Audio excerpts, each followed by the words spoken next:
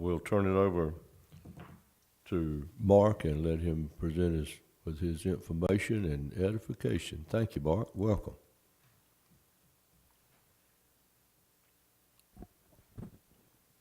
Thank you to the board. Thank you, Mr. Knight, and thanks to the board members for letting us talk to you today.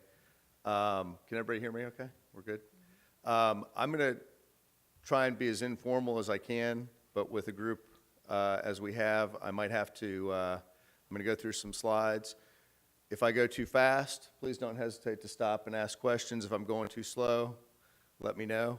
I know there are different levels of knowledge about what Waste Zero does and so forth among the group, but I do want to get people to have a clear understanding of who we are and kind of really what this unique offering is. And I know you all are always looking at new things. I think this is something that it's sort of old, sort of new, but I think it's real positive potentially for your group. So just to start with, try and do this right. Basically, we'll go through a little bit about Waste Zero, then just to touch on some of the views about some of the things that are going on nationally. Some might affect Horry County, some might not. And then what I want to talk primarily today is about what we call one route. Maybe talk about some ideas, and this is more of a kind of an open discussion about what a path forward to getting one route done here in Horry County would look like. Touch on differential pricing, which is a way to change the material flow, what residents, how they're incentivized. And then the last couple of things, you all have heard of the Dirty Murphs and so forth, gives kind of a little update on things that are going on in that world. But just about Waste Zero, I don't know if anyone can read that or not. But Waste Zero has been around for 23 years. We were founded in Hartsville. We then moved to Pawleys Island. We've been up in Raleigh for about 6 years, but we operate in 40 states around the country, primarily in the Midwest and the Northeast and New England. We're focused on what we call waste reduction programs. We have our manufacturing facility is here in South Carolina, and we employ about 140 people, so from just 2 to growing to 140, focused, again, exclusively in the solid waste business. I'm local in Pawleys Island. Kristen Brown, who many of you may know, is out of Murrells Inlet. We've also invited a couple guests who are working on projects with us in the initial stages, and it may be part of one route here in Horry County. Someday we've invited Paul Hanna and Richard Howard of Metal Tech to join the meeting today. One thing of note, the waste reduction programs that we work on when we talk about our traditional waste reduction programs have an average trash reduction of 44%. Now, in a landfill setting, that's scary because, and I know Mike and Norfleet have both seen our programs. It can be scary because you rely on tonnage for revenue. So there are a lot of challenges. We completely understand all those things. I want to say that. And we're not going to focus today on our core waste reduction program, but what we're going to talk about is how to get waste reduction without using the traditional pay-as-you-throw model, a little bit different way to do it. We are also, just to point out, a B Corporation, so our investors are very socially minded. People have gotten into this for the very express reason of attempting to reduce waste and help the environment. It's a big part of our company mission, and for the last 2 years, Forbes magazine has listed us as one of the top 10 companies for the environment in the entire United States. So even though we're right here founded in Pawleys Island, we do a lot of good work that, again, typically in other states. I'm thrilled to be here today. It was a much shorter drive than the normal flights we get to take. Again, our solutions are one route we're going to talk about today. Trash metering is what's typically known as pay-as-you-throw. We're also going to touch on compostable bags for organics programs, but really just talk about how we could maybe do organics collection here and increase that, and also increase recycling. What we do as a company, it's a complete program from soup to nuts. So we do program design, startup work, program development. We obviously manufacture all the different bags that we talked about. We then do distribution and communications, and basically all the questions that you'll have about, well, how might something like that ever get started? How might that work? How might that be implemented? How might that run on an ongoing basis? If it has to do with, the programs that we just talked about, we do the whole thing. You can pick from the menu of what you would want us to do, but I just want everybody to have, I call it sometimes suspending disbelief. And again, for the folks who've seen our cities and towns, cities and towns go into our programs with a lot of questions. They come out at the end with a lot of answers and a lot of success. In fact, one thing I failed to mention, out of the 800 cities and towns that we work with, the couple hundred that are pay as you throw, we haven't started any that have gotten out of it ever. So we have a 100% success rate. Now, I will caveat that with a small town in Maine did it for 6 months and just voted it out. But we've had that happen once before, and the town that voted it out voted it back in 2 years later. So we're at 99-point-something% right now, success rate over 20 plus years. So just current situation, I know the board has probably heard about the Dirty MRF concept, Montgomery, Alabama. I've got a slide on that at the very end of the appendix, but that is currently closed from what I understand. The Houston project didn't get off the ground, and the Indianapolis project just got stopped. What was the logic in all that stuff? Well, one of the big things was really two concepts. One I agree with and one I don't. One of the concepts is if we collect everything in the same truck, we reduce the number of trucks, we can make the routing more efficient, particularly in rural areas if they want to ever do any kind of curbside collection. And so rather than having multiple trucks run around, we can be more efficient. I totally agree with that. The other concept was that people, and this is straight from the people that I talk to who do this behind the scenes, are stupid and lazy. Those are the words that the company has used to me. And they don't want to recycle, they don't care about it, and they'll never do it. Well, I completely disagree with that. I've always said that if people were incentivized properly, if they knew the true cost of what they have to do, they would change their behavior immediately. And that's why we see that in all of our cities. That if you put in the right incentives, people will change their behavior based on what they get charged. As long as you pretend everything's free, then it's not going to work. But the bottom line is the technology to sort and to do the things that was committed to hasn't worked with those dirty MRFs, at least yet. And I know Paul and Richard are much more qualified to talk about the details of that, but there's a long way to go. So I like one concept, I don't like the other on the dirty MRF side. Recycling markets are getting crushed, as you well know, because of primarily what's going on overseas, but also some of the contamination issues.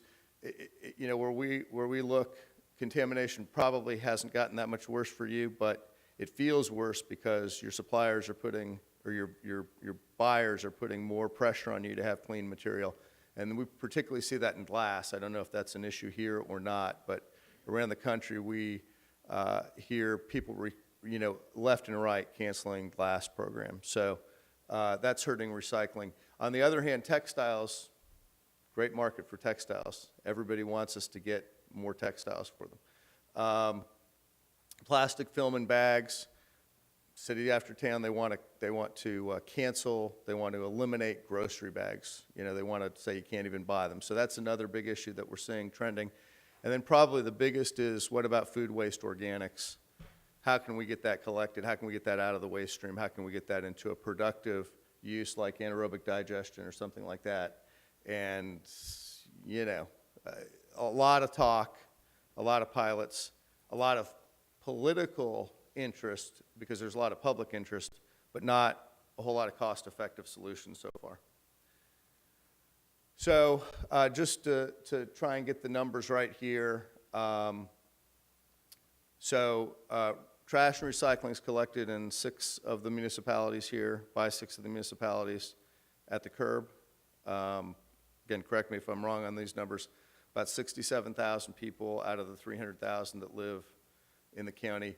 The rest are collected at your 24 drop-off centers or by private haulers. So that's, when we're talking about residential trash and recycling, that's how it's collected. The number on your website said 180,000 tons a year of trash. Is that about right?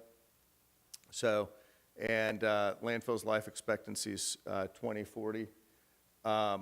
So those are kind of some of the key numbers that I'm looking at, is that you know, you have to start planning early for what you're going to do and planning for the material flow. So what is one route co-collection? All right, so again, I'm going to ask everybody to use their imagination with me for a minute. Kristen, do you have the video? Does anybody have the video that we could show? I don't know if we're connected to the internet here. I'll try. Okay. What is one route? The idea of one route is to do what the first half of the Dirty Murph idea was, which is to collect everything in one truck. Okay? To save, and not just one thing, not just trash and recycling, but potentially trash, recycling, organics, textiles. Okay? But imagine them all in separate bags. Okay, so that they stay clean. And so when they get to the final location, they're clean. We can save transportation costs if we do that. We can also improve our materials management, because if suddenly cities and towns, or even private haulers or schools, have access to organics collection that they didn't used to have, or recycling that maybe they didn't have, because you can put it in the same truck, that would be a good thing. So we could improve our materials management. We could improve the customer experience, because people don't love multiple trucks running around their streets. They also would like to have more options. Some people don't care. They want to put everything in the trash. But other people would like to have more options. If more options were available at the curb particularly, that's good. It's convenient. So people might, right now we find about 70% of textiles are still buried, even though there's a market for all of them, even though we have drop-off boxes everywhere. Why? Because if you had stuff at your curb, it would be much more convenient. So again, convenience for the consumer, more choice for the consumer. And if we think about being able to collect multiple streams in one truck and still keeping it clean, it's kind of an ideal scenario. How does that work? Well, that's what one route is about. And again, this is kind of picturing two streams in one truck. Okay, and we do this throughout the Midwest. And I say we provide the bags for the cities and towns that do this. One of our clients has been doing this for over 20 years, town of about 80,000 people. It is an amazing operation. We're going to go out and try and add organics as a third item to their stream, hopefully later this month. But they sort it all manually.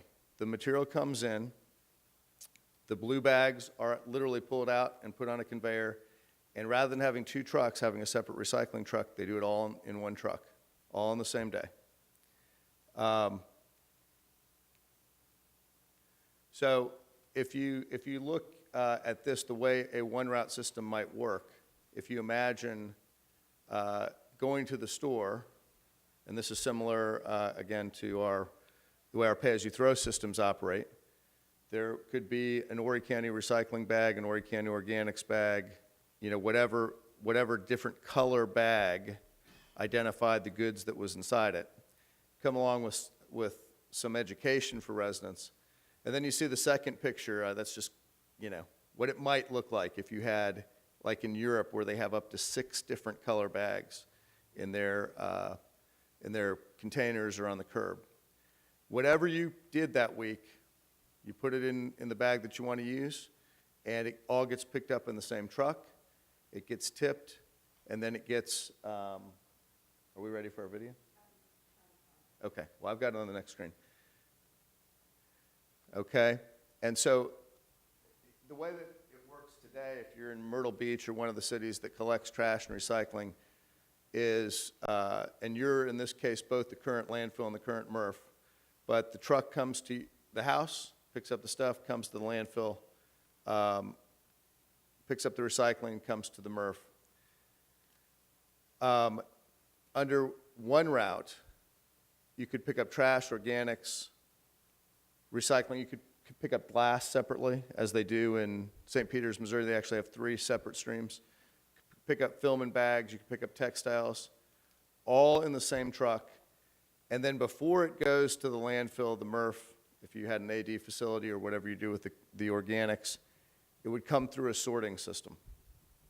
Now, the sorting system in St. Peters is manual, as an example, St. Peters, Missouri. And they've done it that way for a long time. But this is a design that Paul and Richard put together. And I'm going to try and, I have no idea if we're hooked to the internet, so I'm going to go over here and try and click this button and get this video to play. But it will show you how this design works if you wanted to make it automated. So if you have a relatively low volume, it would be, you could test it easily manually. You could test it with one route in one town, and it would be simple to test. But what I want to try and show you is this video. So give me one second here. All right.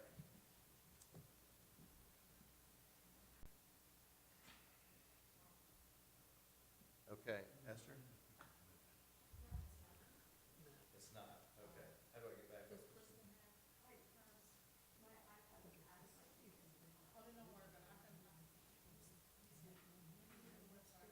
Yep, it's that link right there.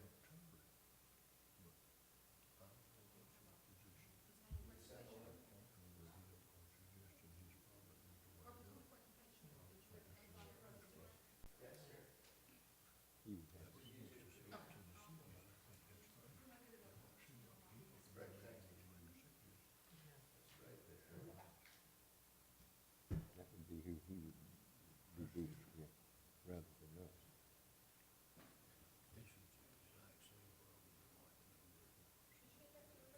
I think it's coming back up. There we go. Okay. So I'll show you what it looks like. I'm sorry, sir. Without the animation. But basically, your truck with the different color bags, 1, 2, 3 different colors, dumps into the trough. Very simply comes up, goes through a, what would you call this, Paul? It's an initial primary screen. Initial primary screen. So if something wasn't bagged, or it was loose, or the bag happened to rip, then the material would fall through the initial screen. But all the bags that would make it through, so let's say you have a blue bag for recycling, a black bag for trash, and a green bag for organics, would come through the system and get iterated one at a time, and then it would run back through optical scanners. I have some pictures that might help. Run through optical scanners and get separated out. The system here that was, again, this is a Metal Tech design, is designed to handle 50,000 tons per shift. So, you know, relative to, you know, a dirty MRF idea or anything like that, it's a much simpler design because we're not looking at each piece of material. We're looking by the bag. And the bag may average 18 to 20 pounds, so you're really iterating, you know, it by color into the proper receptacles. So you're going to take trash all the way through, recycling to the side, and food waste if that's the model you want. But the models in Europe where they have up to 6 different materials, and there are 25 different MRFs operating in Europe right now that are sorting centers. The city of Oslo does all their material this way. They do 6 different materials. I think the design that Paul and Richard did is simpler. I think simpler is better. Yes. What's the cost on that? This facility you're showing us here? The cost here is, yeah.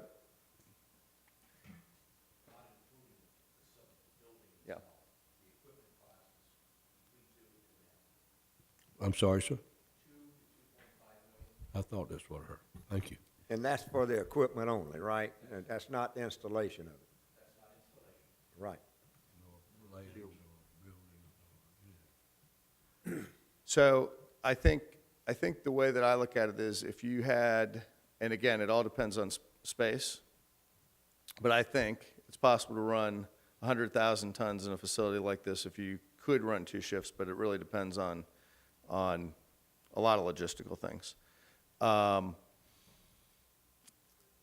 But I think the good thing about one route is that it's very testable manually. And this is what we had talked about, probably a year and a half ago, was taking cities or towns or haulers that currently don't have a recycling option, or if they do, they're running 2 trucks, and giving them an opportunity to consolidate those routes and seeing manually if it works. Because I think anything like this, that would require an investment of that size, you'd want to make sure that you prove it here and you prove that there's a benefit for it. And so I don't know if any of the 6 cities that we listed on the screen, we had talked about Ainer, and I know Ainer has their own service, or they contract the service. And we talked about Loris, although it doesn't appear that they have a specific service now, but they may have one hauler. But, finding if there's a city that wants to try, if they're not collecting recycling now, what do they have to lose? And again, I'm getting kind of into the action plan, but testing to see if it works as well here as it does in other places, long before we look at the investment. I mean, I think we need to have the numbers and a proposal as to what that would look like and how beneficial that would be and how much it would cost per ton and so forth. But if I look at the size of the service area that the Solid Waste Authority covers, there's an awful lot of haulers, an awful lot of schools, an awful lot of cities and towns that I think would be interested in cutting their costs dramatically by going to a single route, if we could make all the underlying mechanics work. So it looks really cool when we have the video, and eventually I think we're going to get that. Oh, great. No pressure, Esther.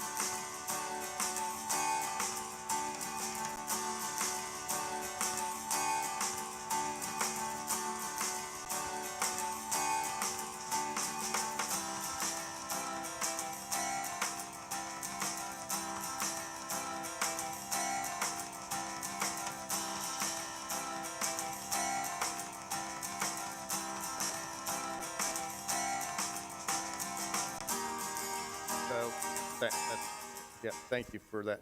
But I show it just because it's simple. We don't need, I think everybody can visualize it when they see it. It's pretty simple. It's simple to understand at the curb for the resident. Everything's on the same day. 1, 2, 3 different bags. If you want to have more, you can have more. I mean, I think that's and from an adaptability standpoint, as markets change, you can add things, you can take things away, but you can, and if you wanted to switch out and have a separate glass bag, that would be a way that you could do it. If something was countywide, you could say, we still want glass, but it's got to be separate. And that might help your operations dramatically. Again, don't know if that's the case here, but most people tell me it would be. But it gives everybody access, particularly if private haulers want to start using the system. It gives them access to offer recycling to all their customers immediately without having to have a separate route out there. It gives everybody who's got, if you wanted food waste organics, it gives everybody that option as soon as this facility would be in place.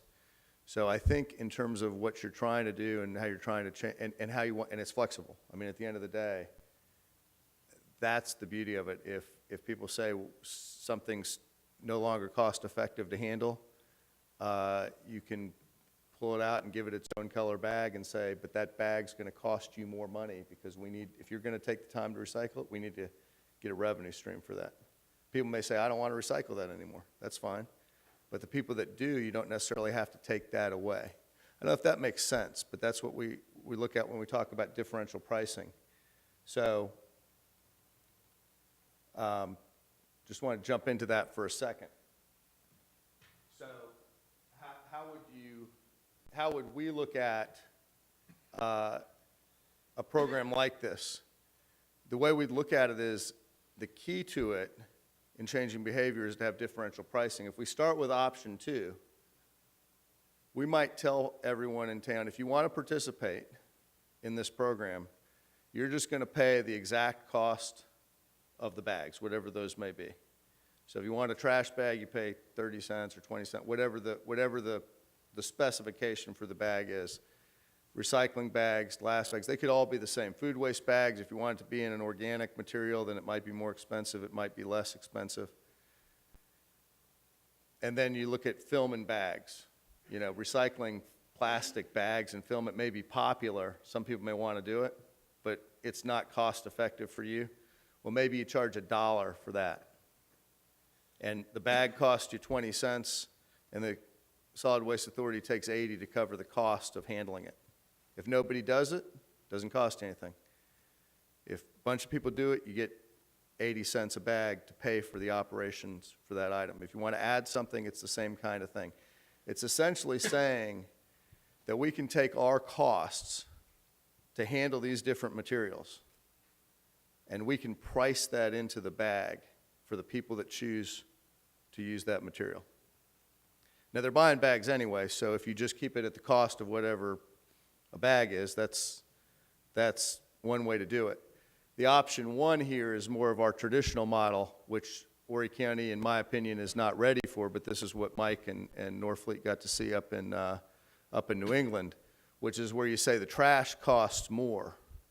Maybe we put in the cost of the tipping fee so that everybody that brings their material in this way pays 0 tipping fee because the residents already paid the tipping fee in the bag. That might be an extra 40 cents a bag to cover that cost. So there are different ways to do this, but that then incentivizes them to use the recycling bags because it costs less. So I think one of the interesting avenues for this is you can go with the option 2, which is kind of just whatever the cost of the bags are. And that's what they may all be the same. Recycling, trash, doesn't matter. Or you can go with, over time, as markets change, you can adjust the pricing. And you can put in what you want. You can put in the cost for the system. You can put in the financing of the system. You can put in the cost of tipping fees, or you can put in none of it. I mean, it's completely up to you how you price. But now the consumer sees a market. I mean, they see prices like they see in every other aspect of their lives.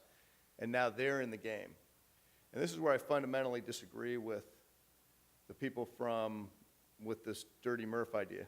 I think people will respond. In fact, I know after 20 years of doing it, they do respond to pricing. I'm not saying that has to be a part of this, and I definitely am not suggesting it's part of the test. I think you test to see operationally what works. But I think down the road, if you're looking at a strategy for how to get 300,000 plus people plus, plus as you grow, down the road to participate in waste diversion, you got to include them in the process, or else they're not, you have to include them in the process. And we do it through education and all that, and we do the most that we can. But something like this gives them more options and ultimately gives you the flexibility to have some differential pricing along with it, which can then influence them from a cost standpoint. Again, it doesn't have to ever be part of it. Just giving them more options is going to be a lot, I think.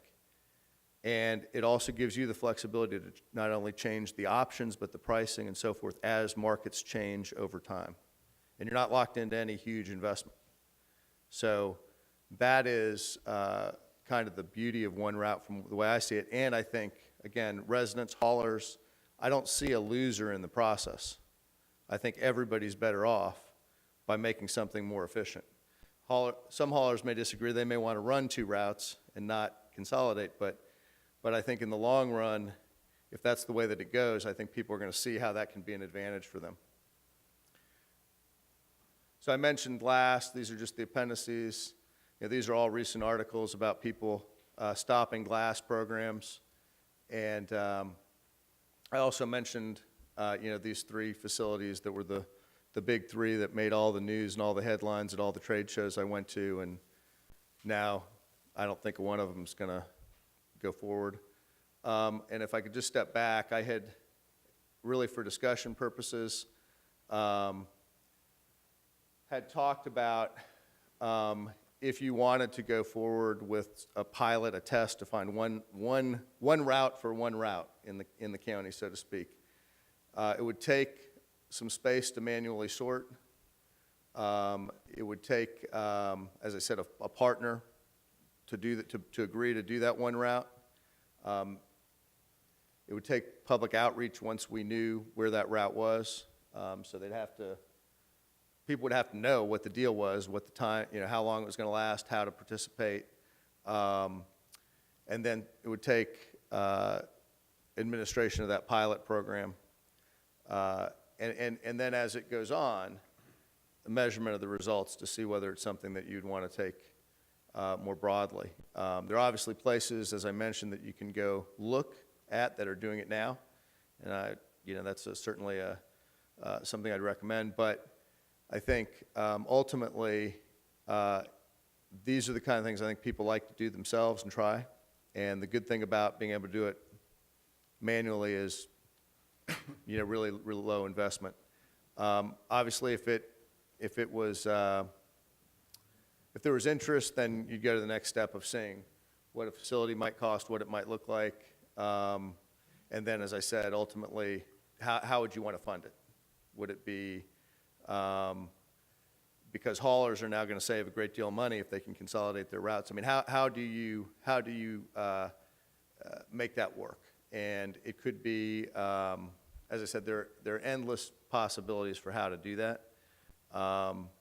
Not the least of which is through the cost of, small surcharge on the bags. But that's basically the overview, and I'm interested to love to hear everybody's thoughts if this is of interest to y'all. Okay. I think your concept is great, and I'm aware of how Europeans work that, and you're right. They have so many, and a lot of them, they don't pay anything, but when it gets to the trash that can't be recycled, it's very expensive. And I think everything that you've done there is very smart.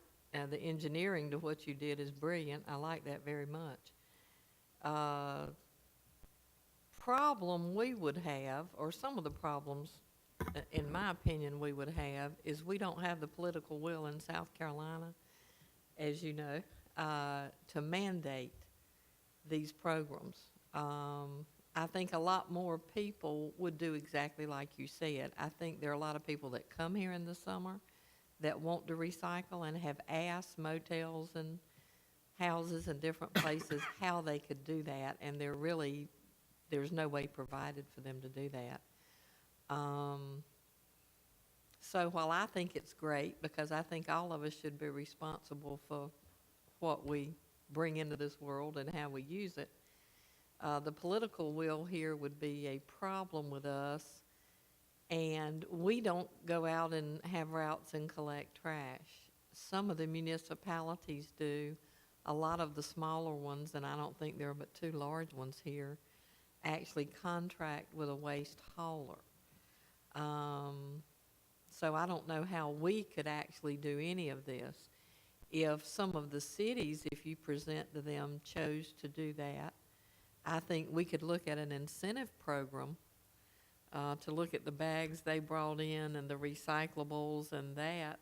We have incentive programs now to help people recycle and to make that difference, because you do have to make a monetary difference when someone looks at the bottom line. So I guess if any of the municipalities chose to do that at that point, Danny, would we not look at some incentive program? Because basically what they would be doing is taking the organic waste out, and we work with that now. I don't know if you know that or not, that we could use. And if they did that and separated it, it wouldn't be in their trash, and it would be less work for us. One of the things I like is taking a different bag for glass, because we do recycle glass and we use it, but it cuts the belts that we use. And if it was separated and we could use it in a different thing, it might help us with that. So I think you've got marvelous ideas. I really like your concept a lot. I'm just not really sure how we as the Solid Waste Authority could make use of that. Well, we have an incentive now. Of course, our tipping fee at the MRF is 0. But to encourage municipalities and to recycle more, the more that they take to the MRF free, the less the tipping fee is in the landfill. So, and you stated earlier, the less goes across our scales, the less money we make. Mhm. But we take the position that it's pushing the landfill life out further and further.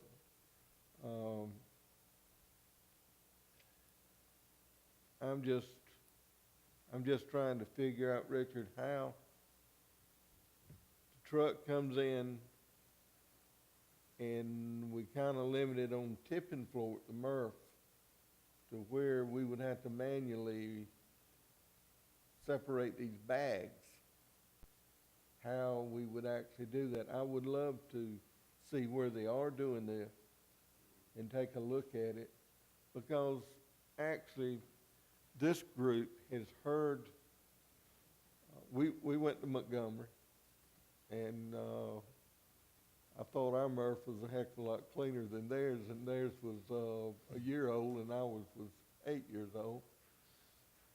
But I read now where they probably go into 2 containers on the street to separate maybe at curbside.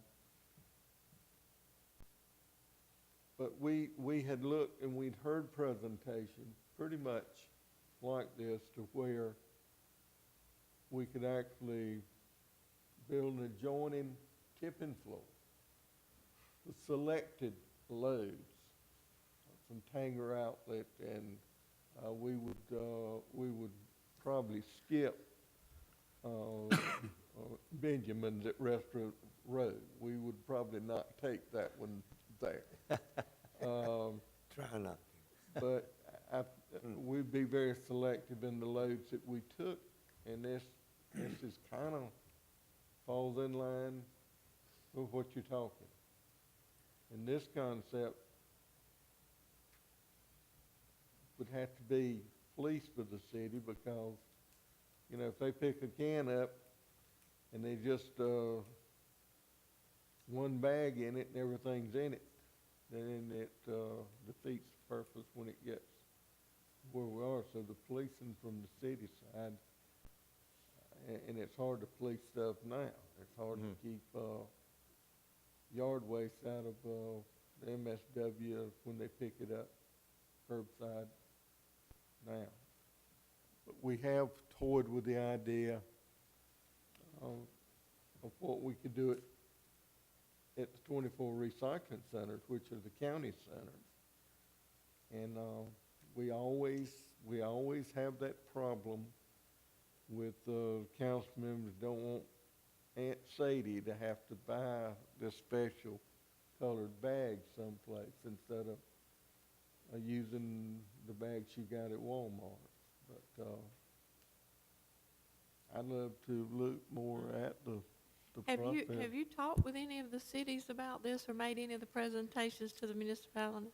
No, so just to answer that question, so the way that I see it is, first, it's really a space, kind of where you would do it type question before going to approach the cities. Could it be done here? Is there an interest to do a pilot? And then what we'd like to do is go out and approach to find a city or a route or something that would be a good representative sample to try to test it manually. So I think first, if we ask them and then you don't have a place for it, then I think it's sort of it's a chicken and egg thing. But I think the political challenge is it's much less than the political challenges I face on a daily basis in selling, bags where they're an expensive price. What we're really talking about here is adding options. So if you don't have organics now you can go buy an organics bag.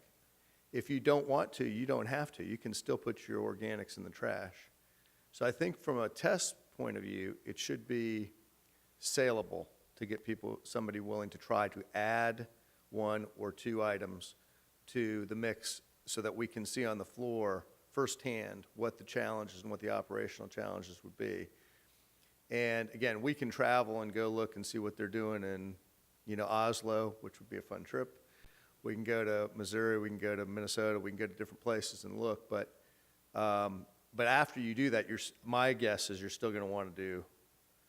You'd still want to do a pilot because what I will predict is, and you touched on it.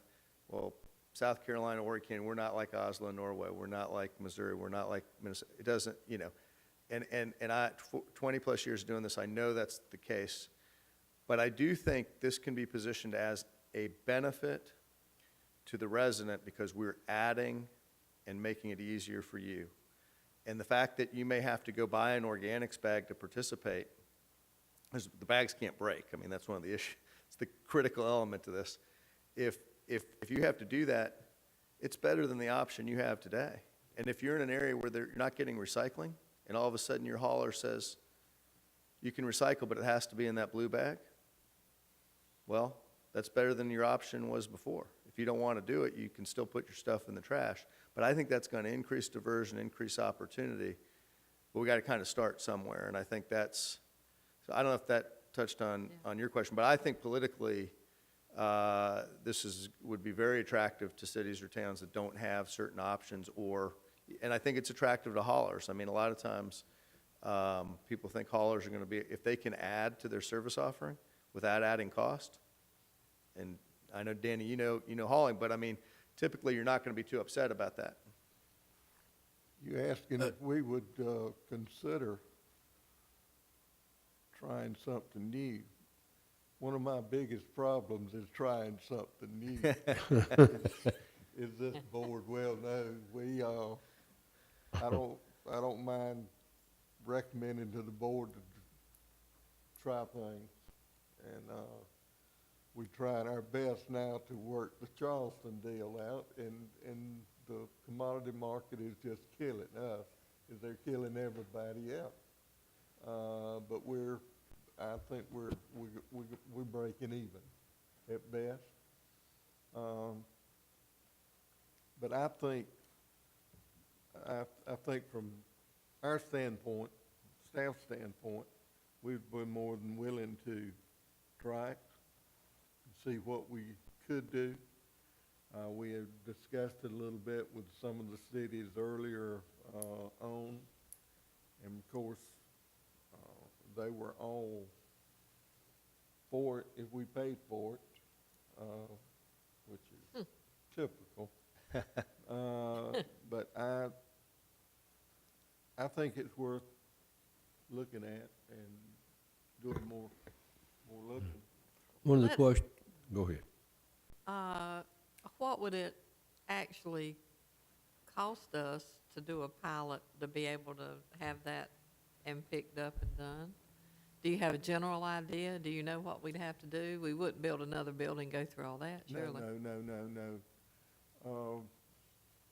What I'm gonna have to do is get with Richard and Right. talk about, they know our MRF, Yeah. they've been there, Right, and try to figure out, and I don't know how many trucks Ainer or Laura's got. I know Laura's, you see the pink garbage trucks on the road, that one's coming from yeah, Laura's. okay. And Waste Industries probably picks up Ainer's. But we would have to see what's in that truck, where we're gonna be able to dump it, how we're gonna be able to get those colored bags out. I just don't know how to answer that right now without doing. Okay. Well, that would be of interest to me, what it would actually cost us. And if it's going to cost us to get someone to do that, the county might be more inclined, using Fund 6, to see what this would do and how it would help them help us and work with that. I know it would be a larger waste stream than Loris or Ainer to work with that, so I think you'd have to work all of that. Well, what really out soon. interests me on the whole thing was the possibility, it's just another step that could be used even at the centers, Right. just like food. Mm-hmm. We made the bags available for the food waste. I mean,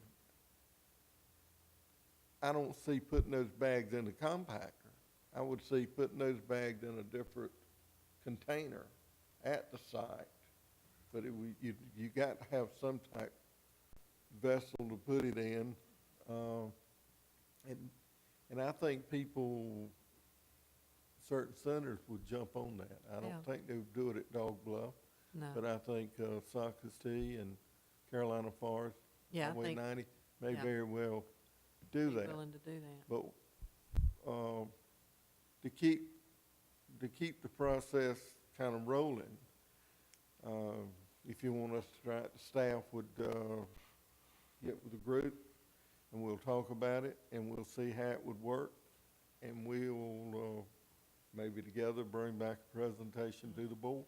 I can see how it would save an awful lot of airspace and extend this landfill, so I'm very interested in looking And at something. even with the selected loads that we were talking about, and I mentioned Tanger Outlet because, you know, they got so much stuff out of the retail stores, but they got food courts too. And you could take one 50-gallon container of the food court and pour it in your cardboard container, and you've made a damn mess. It's hard to clean up. But this very well would work in the process we were looking at with the selective load, with the other attachment, and we had, we like I said, we have heard presentations from some of the other manufacturing companies to come in and talk with the group, and it's you know, pretty much same bag birthers or optical, you know, separated, all that stuff. But we continue to look. If we could get Charleston to do that right now, we'd be in high cotton. Yeah. You couldn't help yourself. Yeah. One of the questions I have is, we watched how you distribute the bags when on a trip, but that's mandatory recycling. They don't have a choice. Here, where you have a choice, how would you distribute the bags? Well, we have programs that are similar to this, bags are distributed. It would be the same thing in the stores. The stores would carry them or not, but the vast majority would carry them in the pilot area. Right. We'd have to go do some convincing. I think if it was a countywide option where certain haulers wanted to participate or certain cities wanted to participate, I don't think it would be hard to get bags distributed. Again, that's just what we've done. As you know, you went into one of the places in Cape Cod. Yeah. But yeah, I think that's part of what we do as a company is figure out the distribution so that it's simple for people to participate. I mean, anything that's going to work, it's about convenience for residents. And again, politically, what y'all saw up there that works incredibly well, very similar to what you're talking about in Europe. The pay-as-you-throw programs are incredibly successful. They're incredibly challenging politically because now you're asking people to pay a new fee that they never paid before. And that is a battle that you don't want to have. But this is a way to get more people participating with more items by giving them more choice. Now, if they have to go to the store and buy a bag to participate, and that's too much trouble for them, they're probably not really going to participate anyway. But right now, you got people that want to participate and they don't have the option, or it's very expensive to get, you know, the option's too expensive to have somebody come around and collect from their house. Now, you have the option, a lot of the options at the convenience centers, and you have a lot of them. So it is possible, but I know for a fact that if you put something at the curb, the more we get at the curb, the more options at the curb, the more diversion you're going to get. I know that. They do well at convenience centers. I mean, the people are really utilizing those things more than I ever thought they would. Mark, would Zero Waste be willing to participate in the cost of the pilot program? Yes, we'd be willing to help you. I don't know. I think we certainly talk about that. We want to, as I mentioned to you the other day, I'd love not to have to fly out of the state every week. So, and I'm sure Kristen feels the same. And that's what we do. We go up to the airport. That's about where we get, and then we're gone typically. So we'd definitely love to do something here. And I know, again, with Paul and Richard here, with their knowledge of what you do, I think it could be a pretty effective team to get a pilot up and running. And again, I'm very excited that if we could get that up and running, you'd be pleased with the results. So. Any other comments, questions? My feelings are that right now it's been a great presentation. Thank you for coming, but I don't think we have enough information for this committee to make any kind of decision other than to suggest that staff continues to meet with them and bring us back information. And everybody likes the idea. I think it's just a matter of putting a plan together. So I think our move here on this committee would be to recommend to staff to continue to investigate and meet. Do I have a motion such? So moved. Second. Motion is second. Any conversation? All in favor say aye. Aye. Thank you. Okay. Thank you very much. You know, it's our pleasure. Thank you for your time and coming up here. We love new ideas. We don't always get the end result we want out of them, but new ideas are always good. We're always loving the thoughts, and I think you're a progressive company, and we saw that when we were traveling with you, so we look forward to continue working with you. We appreciate the time. Thanks, everybody. Right. Anything else? Motion to adjourn. So moved. Accepted.